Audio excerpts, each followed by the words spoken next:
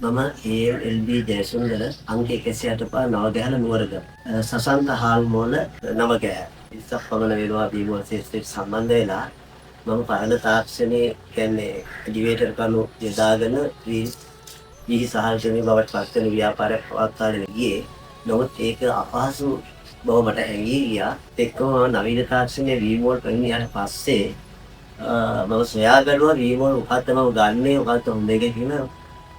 සෑම ප්‍රදේශයෙන් ගිහිල්ලා මේ වීමෝල් සම්බන්ධව අධ්‍යයනය සිද්ධ කරා. ඒවා මට මේ දැනගන්න ලැබුණේ ජානක ඉංජිනේරු ආයතනයේ විසින් අලුතෙන් මැෂින් එකක් නිෂ්පාදනය කරනවා කියලා.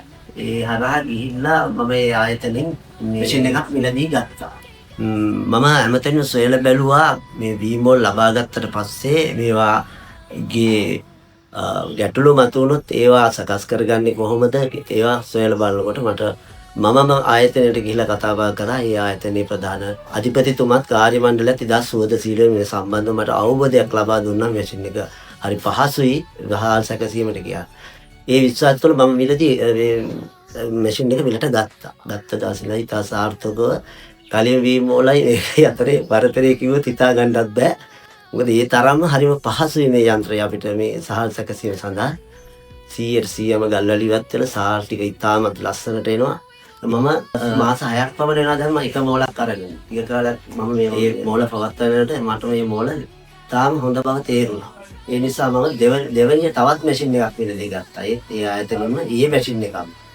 මේ පළවෙනිට ගත්ත මැෂින් එක දෙවෙනිට ගත්ත මැෂින් එකේ ෆයිල් එක. දැන් දැනට මම පළවෙනි එක මාස 6ක් විතර වැඩ කරනවා. දැන් දෙවෙනි එකත් දැන් මාස 3ක් විතර වැඩ කරනවා. කිසිම ගැටලුවක් නැහැ.